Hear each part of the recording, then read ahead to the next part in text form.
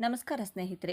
2026 March 19ರಂದು ಶಕ್ತಿಯುತವಾದ ಯುಗಾದಿ ಅಮಾವಾಸ್ಯೆ ಬಂದಿದೆ. ತುಂಬಾನೇ ಶಕ್ತಿಯುತವಾದ ಈ ದಿನವಾಸೆ 8 ರಾಶಿಯವರಿಗೆ ಭಾರಿ ಅದೃಷ್ಟ. ಶನಿ ಮತ್ತು ಶಿವನ ಕೃಪೆಯಿಂದ ಗುರುಬಲ. ಈ ಅಮಾವಾಸ್ಯೆಯಂದು 8 ರಾಶಿಯವರಿಗೆ ಭಾರಿ ಅದೃಷ್ಟ ಬರುತ್ತದೆ. ಶನಿದೇವ ಮತ್ತು ಪರಮಶಿವನ ಕೃಪೆಯಿಂದ ಸಂಪೂರ್ಣ ಕೃಪಾ ಕಟಾಕ್ಷ ದೊರೆಯಲಿದೆ. ಈ ರಾಶಿಯವರಿಗೆ ಸಿಕ್ಕಿರುವ ಕಾರಣ ಇವರಿಗೆ ಗುರುಬಲ ಆರಂಭವಾಗಿರುತ್ತದೆ. ಇವರು ಎಂದೂ ಕಾಣದ ವಿಪರೀತ ಲಾಭ ಮತ್ತು ಅದೃಷ್ಟವನ್ನು ಕಾಣಲಿದ್ದಾರೆ. ಹಾಗಾದರೆ ಅಂತಹ ಅದೃಷ್ಟವಂತ ರಾಶಿಗಳು ಯಾವುವು, ಹಾಗೆ ಅವುಗಳಿಗೆ ಯಾವೆಲ್ಲ ಲಾಭ ಸಿಗಲಿದೆ ಎಂದು ಈ ವಿಡಿಯೋದಲ್ಲಿ ನೋಡೋಣ ಬನ್ನಿ. ಅದಕ್ಕೂ ಮುಂಚೆ ನೀವಿನ್ನೂ ಚಾನಲ್ಗೆ ಸಬ್ಸ್ಕ್ರೈಬ್ ಆಗಿಲ್ಲ ಅಂದರೆ ಈಗಲೇ ಸಬ್ಸ್ಕ್ರೈಬ್ ಆಗಿ, ಹಾಗೆ ವಿಡಿಯೋಗೆ ಲೈಕ್ ಮಾಡಿ, ವಿಡಿಯೋ ಸ್ಕಿಪ್ ಮಾಡದೆ ಕೊನೆ ತನಕ ನೋಡಿ. ಎಲ್ಲರೂ ಭಕ್ತಿಯಿಂದ ಓಂ ಶ್ರೀ ಮಹಾಲಕ್ಷ್ಮಿ ನಮಃ ಅಂತ ಕಮೆಂಟ್ ಮಾಡಿ. ಮೇಷರಾಶಿಯವರಿಗೆ ಈ ಅಮಾವಾಸ್ಯೆ ಅನ್ನೋದು ಬೇರೆ ಬೇರೆ ರೀತಿಯಲ್ಲಿ ಸುಖ ಸಂತೋಷವನ್ನು ತರುವಂತಹ ಕೆಲಸವನ್ನು ಮಾಡುತ್ತದೆ. ಈ ಸಂದರ್ಭದಲ್ಲಿ ನೀವು ನಿಮ್ಮ ಕುಟುಂಬದ ಜೊತೆಗೆ ಸಂತೋಷದ ಕ್ಷಣಗಳನ್ನು ಕಳೆಯುವಂಥ ಅವಕಾಶ ಸಿಗುತ್ತದೆ. ಸಾಕಷ್ಟು ವರ್ಷಗಳಿಂದ ಅರ್ಧಕ್ಕೆ ನಿಂತುಕೊಂಡು ಪೂರ್ತಿ ಆಗದಿರುವಂಥ ಕೆಲಸಗಳು ಮರು ಪ್ರಾರಂಭವಾಗಿ ಪೂರ್ತಿಯಾಗುವಂಥ ಸಾಧ್ಯತೆ ಈ ಸಂದರ್ಭದಲ್ಲಿದೆ. ಒಂದು ವೇಳೆ ಈ ಸಂದರ್ಭದಲ್ಲಿ ನೀವು ಕುಟುಂಬದ ಜೊತೆಗೆ ಯಾವುದಾದರೂ ಅಸಮಾಧಾನಗಳು ಅಥವಾ ಭಿನ್ನಾಭಿಪ್ರಾಯಗಳನ್ನು ಹೊಂದಿದ್ರೆ ಶಿವನ ಕೃಪೆಯಿಂದಾಗಿ ಕುಟುಂಬದ ನಡುವೆ ಎಲ್ಲ ಸಮಸ್ಯೆಗಳು ಕೂಡ ಪರಿಹಾರವಾಗುತ್ತವೆ. ಈ ಸಂದರ್ಭದಲ್ಲಿ ಮೇಷರಾಶಿಯವರ ಆರ್ಥಿಕ ಪರಿಸ್ಥಿತಿ ಕೂಡ ಚೆನ್ನಾಗಿ ಆಗುತ್ತದೆ ಹಾಗೂ ಎಲ್ಲ ಸಾಲಗಳನ್ನು ತೀರಿಸಬಹುದಾಗಿದೆ. ಈ ಶ್ರಾವಣ ಮಾಸದಲ್ಲಿ ನೀವು ಹಣವನ್ನು ಹೂಡಿಕೆ ಮಾಡುವುದರಿಂದಾಗಿ ಕೈತುಂಬ ಲಾಭವನ್ನು ಕೂಡ ಸಂಪಾದನೆ ಮಾಡಬಹುದು. ಇನ್ನು ಉದ್ಯೋಗಿಗಳಿಗೆ ಕೂಡ ಈ ತಿಂಗಳು ಸಾಕಷ್ಟು ಶುಭ ಲಾಭಗಳನ್ನು ತರುವಂಥ ತಿಂಗಳಾಗಿರುವುದರಿಂದಾಗಿ ಸಾಕಷ್ಟು ಗುಡ್ ನ್ಯೂಸನ್ನು ನೀವು ನಿರೀಕ್ಷೆ ಮಾಡಬಹುದು. ವೃಷಭ ರಾಶಿ. ಈ ಅಮಾವಾಸ್ಯೆ ವೃಷಭ ರಾಶಿಯವರಿಗೆ ತುಂಬ ಪ್ರಯೋಜನಕಾರಿಯಾಗಿದೆ. ಈ ಸಮಯದಲ್ಲಿ ವೃಷಭ ರಾಶಿಯವರ ಸಂತೋಷ ಹೆಚ್ಚಾಗುತ್ತದೆ, ಧನಲಾಭ ಪ್ರಾಪ್ತಿಯಾಗಲಿದೆ, ಸಮಾಜದಲ್ಲಿ ಮೆಚ್ಚುಗೆ ಹೆಚ್ಚಲಿದೆ. ಶಿವನ ಕೃಪೆಯಿಂದ ದಾಂಪತ್ಯ ಜೀವನ ಸುಖಮಯವಾಗಿರಲಿದೆ. ಬಯಸಿದ ಎಲ್ಲ ಯೋಜನೆಗಳು ಯಶಸ್ವಿಯಾಗುತ್ತವೆ. ವೃಷಭ ರಾಶಿಯವರಿಗೆ ಮಂಗಳಕರ ಮತ್ತು ಫಲಪ್ರದವಾಗಲಿದೆ. ವೃಷಭ ರಾಶಿಯ ಜನರು ತಮ್ಮ ಆರ್ಥಿಕ ಜೀವನದಲ್ಲಿ ಸ್ಥಿರತೆಯನ್ನು ಸಾಧಿಸುತ್ತಾರೆ. ಬಹಳಷ್ಟು ಸಂತೋಷ ಮತ್ತು ಸಮೃದ್ಧಿಯನ್ನು ಅನುಭವಿಸುತ್ತಾರೆ. ಕಠಿಣ ಪರಿಶ್ರಮ ಮತ್ತು ಪ್ರಯತ್ನದ ಮೂಲಕ ನಿಮ್ಮ ಕನಸುಗಳನ್ನು ನನಸಾಗಿಸಲು ಮತ್ತು ನಿಮ್ಮ ಗುರಿಗಳನ್ನು ಸಾಧಿಸಲು ನೀವು ಅವಕಾಶವನ್ನು ಪಡೆಯಬಹುದು. ಮಹಾದೇವನ ಕೃಪೆಯಿಂದ ಎಲ್ಲ ರೀತಿಯ ಪರಿಸ್ಥಿತಿಗಳನ್ನು ಎದುರಿಸಲು ನೀವು ದೈಹಿಕವಾಗಿ ಮತ್ತು ಮಾನಸಿಕವಾಗಿ ಸದೃಢರಾಗುತ್ತೀರಿ. ಕುಟುಂಬದಲ್ಲಿನ ಸದಸ್ಯರ ವಿವಾಹದ ವಿಷಯವು ಮುಂದುವರಿಯಬಹುದು. ಅದರ ಬಗ್ಗೆ ಎಲ್ಲ ಸದಸ್ಯರು ಸಂತೋಷವಾಗಿರುತ್ತಾರೆ. ನಿಮ್ಮ ವೃತ್ತಿ ಜೀವನದಲ್ಲಿ ನೀವು ಯಶಸ್ಸನ್ನು ಪಡೆಯಬಹುದು ಮತ್ತು ನಿಮ್ಮ ಕೆಲಸವನ್ನು ಎಲ್ಲೆಡೆ ಪ್ರಶಂಸಿಸಲಾಗುತ್ತದೆ. ನಿಮ್ಮ ಕುಟುಂಬದ ಸದಸ್ಯರೊಂದಿಗೆ ಉತ್ತಮ ಸಮಯವನ್ನು ಕಳೆಯುವ ಅವಕಾಶವನ್ನು ನೀವು ಪಡೆಯುತ್ತೀರಿ. ಕಟಕ ರಾಶಿಯವರಿಗೆ ಅತ್ಯುತ್ತಮವಾದ ದಿನವಾಗಿರಲಿದೆ. ನೀವು ಶಿವನ ಕೃಪೆಯಿಂದ ಯಶಸ್ಸು ಗಳಿಸಲು ಉತ್ತಮ ಅವಕಾಶಗಳನ್ನು ಪಡೆಯುವಿರಿ ಮತ್ತು ಎಲ್ಲ ಸವಾಲುಗಳನ್ನು ಧೈರ್ಯದಿಂದ ಎದುರಿಸುವಿರಿ. ಇದರಿಂದಾಗಿ ನಿಮ್ಮ ಆತ್ಮವಿಶ್ವಾಸ ಹೆಚ್ಚಾಗುವುದು. ಅದೃಷ್ಟದ ಸಂಪೂರ್ಣ ಬೆಂಬಲ ಪಡೆಯುವುದರಿಂದ ಹಣವನ್ನು ಗಳಿಸಲು ಮತ್ತು ಉತ್ತಮ ಅವಕಾಶಗಳನ್ನು ಪಡೆಯುವಿರಿ ಮತ್ತು ಹಣ ಉಳಿತಾಯ ಮಾಡುವಲ್ಲಿ ನೀವು ಯಶಸ್ಸು ಗಳಿಸುವಿರಿ. ಕೆಲಸವನ್ನು ಹುಡುಕುತ್ತಿರುವ ಈ ರಾಶಿಗೆ ಸೇರಿದ ಯುವಕರಿಗೆ ಶುಭ ಸುದ್ದಿ ಲಭಿಸಲಿದೆ. ನಿಮ್ಮ ವೃತ್ತಿ ಜೀವನವನ್ನು ಶುರು ಮಾಡಲು ಉತ್ತಮ ಅವಕಾಶಗಳನ್ನು ಗಳಿಸುವಿರಿ. ನೀವು ಶಾರೀರಿಕ ಮತ್ತು ಮಾನಸಿಕವಾಗಿ ಸದೃಢರಾಗಿರುವಿರಿ. ತಾಯಿಯೊಂದಿಗೆ ನಿಮ್ಮ ಸಂಬಂಧಿಕರ ಮನೆಗೆ ಭೇಟಿ ನೀಡುವ ಅವಕಾಶ ಲಭಿಸುವುದು. ಅಲ್ಲಿ ನೀವು ವಿಶೇಷ ವ್ಯಕ್ತಿಯನ್ನು ಭೇಟಿಯಾಗುವಿರಿ. ಸಂಜೆ ಧಾರ್ಮಿಕ ಸ್ಥಳದಲ್ಲಿ ಸಮಯ ಕಳೆಯುವಿರಿ. ಇದರಿಂದಾಗಿ ಮಾನಸಿಕ ಶಾಂತಿಯನ್ನು ಹೊಂದುವಿರಿ. ಕನ್ಯಾ ರಾಶಿಯವರಿಗೆ ಈ ಅಮಾವಾಸ್ಯೆ ಅದೃಷ್ಟದ ದಿನವಾಗಲಿದೆ. ವ್ಯಾಪಾರದಲ್ಲಿ ವೃದ್ಧಿಯಾಗುವ ಸಾಧ್ಯತೆಗಳಿವೆ. ಕಚೇರಿಯಲ್ಲಿ ಬಡ್ತಿ ಸಿಗಲಿದೆ. ಸಂಬಳ ಹೆಚ್ಚಾಗುವ ಸಾಧ್ಯತೆ ಇದೆ. ಇತರರಿಗಿಂತ ಮೊದಲು ನಿಮ್ಮನ್ನು ಗೌರವಿಸಲಾಗುತ್ತದೆ. ಮಾತುಗಾರಿಕೆಯ ಮೂಲಕ ಕನ್ಯಾ ರಾಶಿಯವರು ಎಲ್ಲರ ಮನಸ್ಸನ್ನು ಗೆಲ್ಲಲಿದ್ದಾರೆ. ಆದರೆ ಕಣ್ಣಿನ ಸಮಸ್ಯೆ ಈ ಸಂದರ್ಭದಲ್ಲಿ ಕಂಡುಬರಬಹುದಾಗಿದೆ. ಕೌಟುಂಬಿಕ ಕೆಲಸಗಳು ಕೆಲವೊಮ್ಮೆ ನಿಮ್ಮ ಮನಸ್ಸಿನಲ್ಲಿ ಅಶಾಂತಿ ಮೂಡಿಸಬಹುದಾಗಿದೆ. ಆದರೆ ಅವುಗಳನ್ನು ಸರಿಯಾದ ರೀತಿಯಲ್ಲಿ ಮಾಡಿ ಮುಗಿಸುವಂಥ ಆತ್ಮವಿಶ್ವಾಸ ನಿಮ್ಮಲ್ಲಿದೆ. ಆರೋಗ್ಯದ ಸಮಸ್ಯೆಯಿಂದಾಗಿ ಸ್ವಲ್ಪ ಮಟ್ಟಿಗೆ ಖರ್ಚು ಮಾಡಬೇಕಾದಂಥ ಪರಿಸ್ಥಿತಿ ಒದಗಿ ಬರಲಿದೆ. ಆದರೆ ದೇವರ ನಾಮಸ್ಮರಣೆಯ ಮೂಲಕ ನೀವು ಹಾಗೂ ವೈದ್ಯರ ಸರಿಯಾದ ಸಲಹೆಗಳನ್ನು ಪಾಲಿಸುವುದರ ಮೂಲಕ ಈ ಸಮಸ್ಯೆಯನ್ನು ಹೊರಬರಬಹುದಾಗಿದೆ. ಆರ್ಥಿಕವಾಗಿ ಯಾವುದೇ ರೀತಿಯ ಚಿಂತೆ ಮಾಡಬೇಕಾದ ಅಗತ್ಯ ಇರುವುದಿಲ್ಲ. ಆದಾಯಕ್ಕಿಂತ ಸಾಕಷ್ಟು ಮೂಲಗಳು ತೆರೆದುಕೊಳ್ಳಲಿವೆ. ಮಕರ ರಾಶಿ. ಶಿವನ ಕೃಪಾ ಕಟಾಕ್ಷದಿಂದಾಗಿ ಈ ಅಮಾವಾಸ್ಯೆ ಎನ್ನುವುದು ಮಕರ ರಾಶಿಯವರಿಗೆ ಸಾಕಷ್ಟು ಲಾಭದಾಯಕವಾಗಿ ಕಾಣಿಸಿಕೊಳ್ಳಲಿದ್ದು, ಅದಕ್ಕಿಂತ ವಿಶೇಷವಾಗಿ ನೆಮ್ಮದಿ ತರುವಂತಹ ತಿಂಗಳಾಗಿದೆ ಎಂದು ಹೇಳಬಹುದು.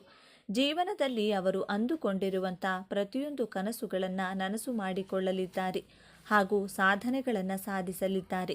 ಅರ್ಧಕ್ಕೆ ನಿಂತ ಕೆಲಸಗಳು ಮತ್ತೆ ಸಂಪೂರ್ಣವಾಗಿ ಯಶಸ್ವಿಯಾಗಲಿವೆ.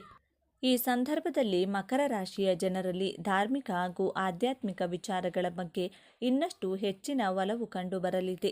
ಖಂಡಿತವಾಗಿ ಮಕರ ರಾಶಿಯವರು ಅತ್ಯಂತ ಸಂತೋಷವಾಗಿರೋದಕ್ಕೆ ಇದು ಕೂಡ ಒಂದು ಪ್ರಮುಖ ಕಾರಣವಾಗಲಿದೆ ಅನ್ನೋದರಲ್ಲಿ ಯಾವುದೇ ಅನುಮಾನವಿಲ್ಲ ಎಂದು ಹೇಳಬಹುದು. ಸಿಂಹರಾಶಿ. ಈ ಅಮಾವಾಸ್ಯೆ ಅನ್ನೋದು ಸಿಂಹರಾಶಿಯವರಿಗೂ ಕೂಡ ವೈದಿಕ ಜ್ಯೋತಿಷ್ಯ ಶಾಸ್ತ್ರದ ಪ್ರಕಾರ ಸಾಕಷ್ಟು ವಿಧಗಳಲ್ಲಿ ಲಾಭ ಹಾಗೂ ಶುಭ ಫಲಗಳನ್ನು ತರುವಂತಹ ತಿಂಗಳಾಗಿದೆ. ಈ ಸಮಯ ಅನ್ನೋದು ಸಿಂಹರಾಶಿಯವರ ಜೀವನದಲ್ಲಿ ಸಂತೋಷವನ್ನು ಹೊತ್ತು ತರಲಿದೆ. ಈ ಸಂದರ್ಭದಲ್ಲಿ ನಿಮ್ಮ ಉದ್ಯೋಗ ಕ್ಷೇತ್ರದಲ್ಲಿಯೂ ಕೂಡ ನೀವು ಉತ್ತಮ ರೀತಿಯ ಸಂಪಾದನೆಯನ್ನು ಹಾಗೂ ಬೇರೆ ಬೇರೆ ಸೌಲಭ್ಯಗಳನ್ನು ಪಡೆದುಕೊಳ್ಳುವಂತಹ ಅವಕಾಶವಿದೆ.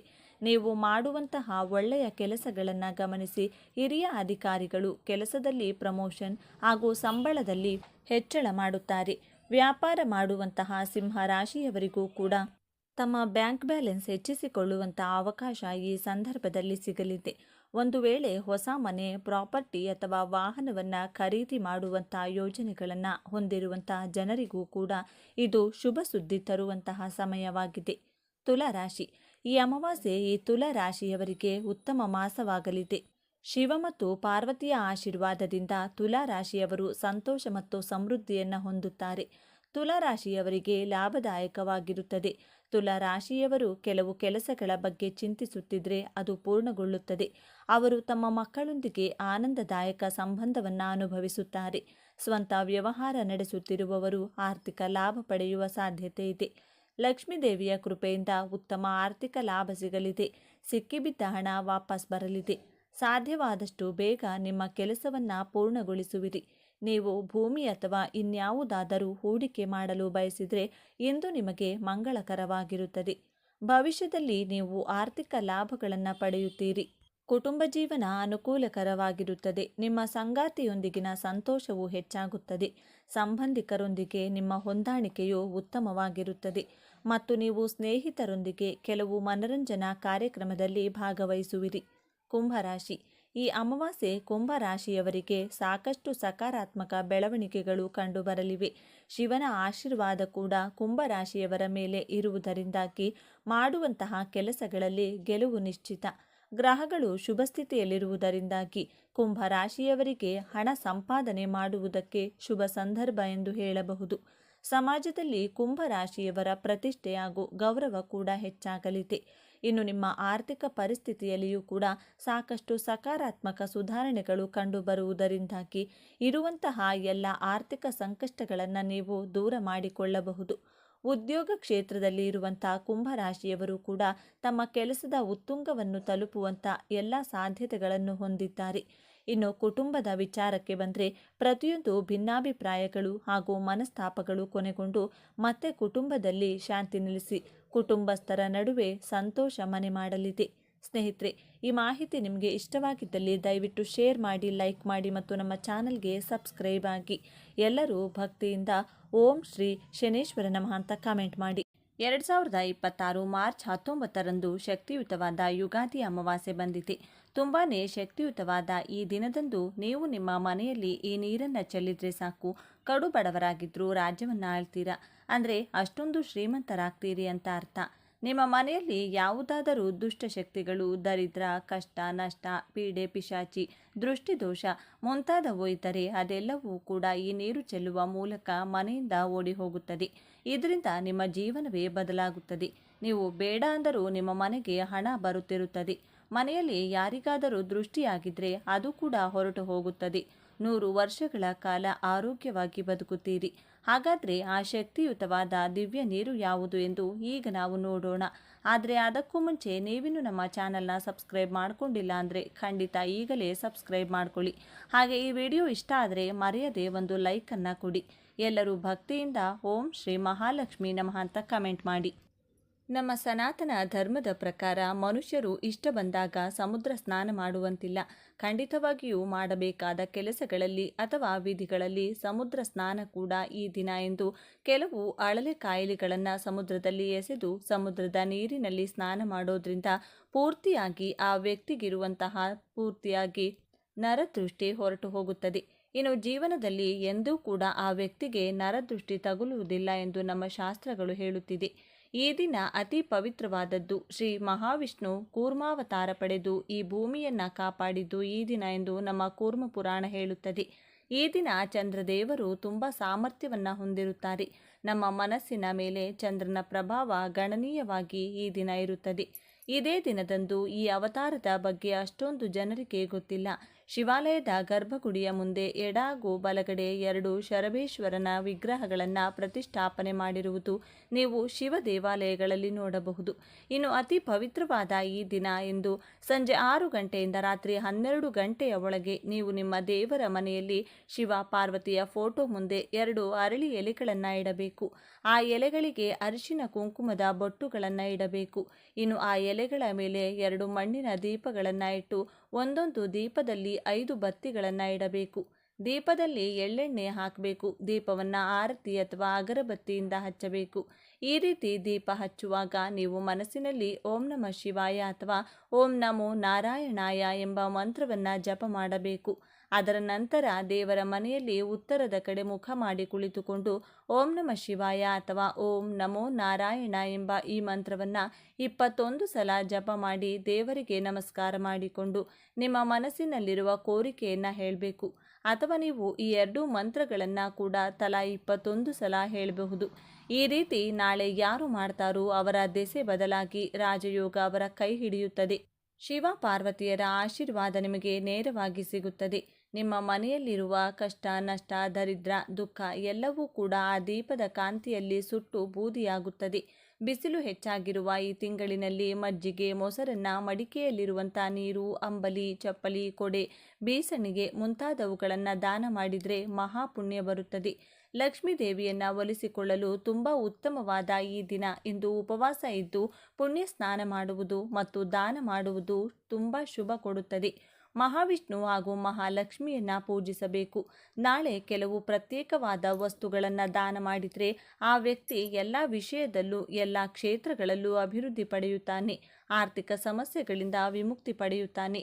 ಈ ದಿನ ಇಂದು ನೀವು ತೆಗೆದುಕೊಳ್ಳುವ ಕೆಲವು ನಿರ್ಣಯಗಳು ನಿಮ್ಮ ಜೀವನದಲ್ಲಿರುವ ಸಮಸ್ಯೆಗಳನ್ನು, ವಿಘ್ನಗಳನ್ನು ನಿವಾರಣೆ ಮಾಡಿ ಸುಖ ಶಾಂತಿಯನ್ನು ಕೊಡುತ್ತದೆ. ಆರ್ಥಿಕ ಸಮಸ್ಯೆಗಳು ನಿವಾರಣೆಯಾಗಲು ಈ ದಿನ ಲಕ್ಷ್ಮೀ ದೇವಿಗೆ ಅರಿಶಿನ ಕೊಂಬುಗಳನ್ನು ಸಮರ್ಪಿಸಬೇಕು.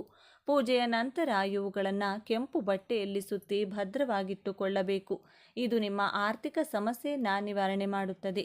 1 ವರ್ಷದ ನಂತರ ಮತ್ತೆ ಬರುವ ಈ ದಿನ ಇದನ್ನು ಬದಲಾಯಿಸಿ ಹಳೆಯದನ್ನು ಹರಿಯುವ ನೀರಿನಲ್ಲೆಸೆಯಬೇಕು.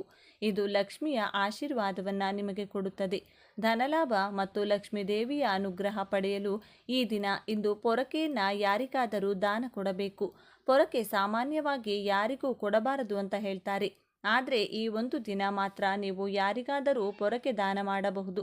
ಪವಿತ್ರವಾದ ದಿನಗಳಲ್ಲಿ ಗಂಗಾ ನದಿ ಮುಂತಾದ ಪುಣ್ಯ ನದಿಗಳಲ್ಲಿ ಸ್ನಾನ ಮಾಡಿದರೆ ಜೀವನದಲ್ಲಿರುವ ಕಷ್ಟಗಳೆಲ್ಲವೂ ಹೊರಟು ಹೋಗುತ್ತದೆ.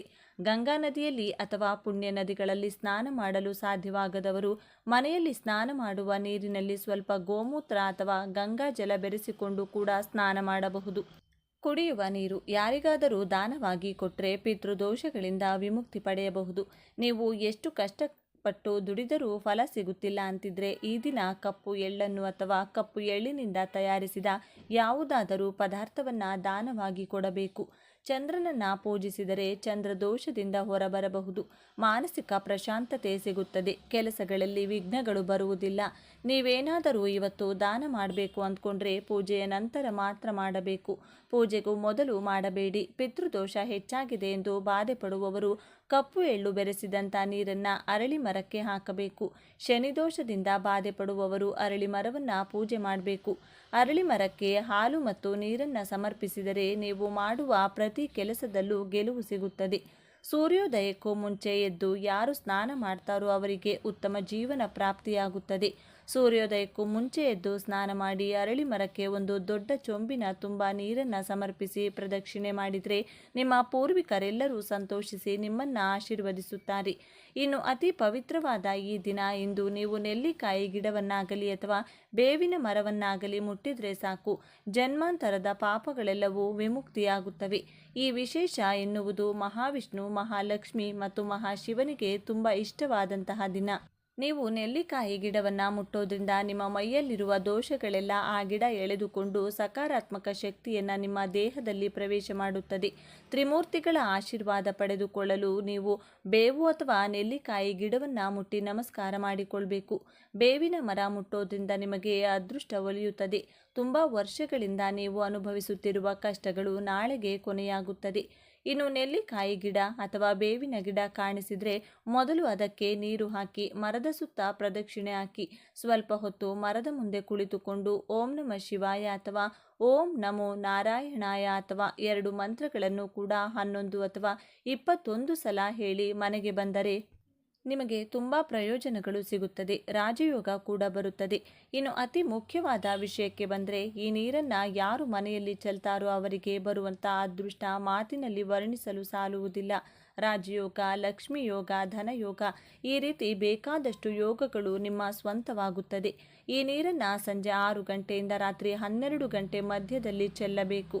ಇನ್ನು ಈ ನೀರು ತಯಾರಿಸಲು ತಾಮ್ರದ ಪಾತ್ರೆ ಅಥವಾ ಬೆಳ್ಳಿ ಪಾತ್ರೆ ಉಪಯೋಗಿಸಬೇಕು. ಪಾತ್ರೆಯಲ್ಲಿ ಬೇಕಾದಷ್ಟು ನೀರನ್ನು ತೆಗೆದುಕೊಂಡು ಸ್ವಲ್ಪ ಅರಿಶಿನ, ಸ್ವಲ್ಪ ಗಂಗಾಜಲ, ಒಂದು ಕರ್ಪೂರದ ಬಿಲ್ಲೆ ಕುಟ್ಟಿ ಹಾಕಿ ಸ್ವಲ್ಪ ಬೇವಿನ ಎಲೆ ಹಾಗೂ ತುಳಸಿ ಎಲೆ ಕುಟ್ಟಿ ಮಾಡಿದಂಥ ಪೇಸ್ಟ್ ಇವಿಷ್ಟನ್ನು ನೀರಿನಲ್ಲಿ ಚೆನ್ನಾಗಿ ಬೆರೆಸಿಕೊಳ್ಳಬೇಕು. ಬಳಿಕ ಆ ನೀರನ್ನು ಬೇವಿನ ಎಲೆಗಳ ಸಹಾಯದಿಂದ ಮನೆಯಲ್ಲಿ ಪ್ರತಿ ಜಾಗದಲ್ಲೂ ಯಾವ ಮೂಲೆ ಕೂಡ ಬಿಡದಂತೆ ಎಲ್ಲ ಕಡೆ ಚಿಮುಕಿಸುತ್ತಾ ಬನ್ನಿ. ನೆಲದ ಮೇಲೆ ಕಬೋರ್ಡ್ಗಳ ಒಳಗೆ, ಬಾತ್ರೂಮ್ ಒಳಗೆ, ಮನೆಯಲ್ಲಿ ಸೈಕಲ್, ಬೈಕ್, ಕಾರು ಮುಂತಾದ ವಾಹನಗಳಿದ್ರೆ ಅದರ ಮೇಲೆ ಮತ್ತು ಗೋಡೆಗಳ ಮೇಲೂ ಕೂಡ ಚಿಮುಕಿಸಬೇಕು. ಕೊನೆಯಲ್ಲಿ ಉಳಿದ ನೀರನ್ನು ಬಾಗಿಲ ಹೊರಗಡೆ ನಿಂತುಕೊಂಡು ಮನೆಗೆ ದೃಷ್ಟಿ ತೆಗೆದು ಆ ನೀರನ್ನು ನಿಮ್ಮ ಹೊಸಿಲಿನ ಮೇಲೆ ಚೆಲ್ಲಬೇಕು. ಹೊಸಿಲು ಇರದಿದ್ದರೆ ಮನೆ ಮುಂದೆ ಚೆಲ್ಲಿದರೂ ಸರಿ ಹೋಗುತ್ತದೆ. ಈ ಪರಿಹಾರವನ್ನು ನೀವು ಪೂಜೆಯ ನಂತರ ಮಾತ್ರ ಮಾಡಬೇಕು. ರಾತ್ರಿ 12 ಗಂಟೆಯ ಒಳಗಡೆ ಮಾಡಬೇಕು. ನೀವು ಈ ನೀರನ್ನು ದೇವರ ಮನೆಯಲ್ಲಿಟ್ಟು ಮೊದಲು ಪೂಜೆ ಮಾಡಿ ಪೂಜೆ ಮುಗಿದ ಮೇಲೆ ಆ ನೀರಿನಿಂದ ನಾನು ಹೇಳಿದಂತೆ ಮಾಡಬೇಕು. ಈ ರೀತಿ ಮಾಡಿದರೆ ನಿಮ್ಮ ಮನೆಯ ಯಾವ ಮೂಲೆಯಲ್ಲೂ ಕೂಡ ನಕಾರಾತ್ಮಕ ಶಕ್ತಿಯಾಗಲಿ, ದರಿದ್ರ ದೇವತೆಯಾಗಲಿ, ನರದೃಷ್ಟಿ, ಕಣ್ಣು ದೃಷ್ಟಿ ದೋಷಗಳು ಯಾವುದೂ ಕೂಡ ಇರುವುದಿಲ್ಲ. ಎಲ್ಲ ದರಿದ್ರ ಮನೆಯಿಂದ ಹೊರಗೆ ಹೋದರೆ ದೇವತೆಗಳು ಮನೆಯಲ್ಲಿ ಸಂತೋಷವಾಗಿ ಕಾಲಿಡುತ್ತಾರೆ. ಈ ದಿನ ತಪ್ಪದೇ ಮನೆ ಬಾಗಿಲಿನ ಮುಂದೆ 2 ದೀಪಗಳನ್ನು ಹಚ್ಚಿಡಿ. ನಾವು ಈ ಪರಿಹಾರ ಮಾಡ್ತಿರೋದ್ರಿಂದ ಮಹಾಲಕ್ಷ್ಮಿ ನಿಮ್ಮ ಮನೆಗೆ ಕಾಲಿಡುತ್ತಾಳೆ. ಒಮ್ಮೆ ಮಹಾಲಕ್ಷ್ಮಿ ಮನೆಗೆ ಬಂದರೆ ಇನ್ನು ನಿಮ್ಮ ಕುಟುಂಬದಲ್ಲಿ ಯಾವ ಕಷ್ಟ, ನಷ್ಟ, ದರಿದ್ರ, ದುಃಖ, ಅನಾರೋಗ್ಯ ಇರುವುದಿಲ್ಲ. ಜೀವನದಲ್ಲಿ ಬರೀ ಸುಖ ಮಾತ್ರ ಮನೆ ಮಾಡಿಕೊಳ್ಳುತ್ತದೆ. ನೋಡಿದ್ರಲ್ಲ ಸ್ನೇಹಿತರೆ, ಸಿಂಪಲ್ ಆಗಿ ಮಾಡುವಂತಹ ಈ ಪರಿಹಾರವನ್ನು ತಪ್ಪದೆ ಎಲ್ಲ ಗೃಹಿಣಿಯರು ಕೂಡ ಮನೆಯಲ್ಲಿ ಮಾಡಿಕೊಂಡು ಇದರ ಉಪಯೋಗವನ್ನು ಪಡೆದುಕೊಳ್ಳಿ. ಈ ವಿಡಿಯೋ ನಿಮಗೆ ಇಷ್ಟ ಆದರೆ ಲೈಕ್ ಮಾಡಿ, ಶೇರ್ ಮಾಡಿ. ಇಂಥ ಹೆಚ್ಚಿನ ಉತ್ತಮ ಮಾಹಿತಿಗಳಿಗಾಗಿ ತಪ್ಪದೆ ನಮ್ಮ ಚಾನಲ್ನ ಸಬ್ಸ್ಕ್ರೈಬ್ ಮಾಡಿಕೊಳ್ಳಿ. ನಾಳೆ ಮತ್ತೊಂದು ವಿಡಿಯೋದೊಂದಿಗೆ ಪುನಃ ಭೇಟಿಯಾಗೋಣ. ಧನ್ಯವಾದಗಳು.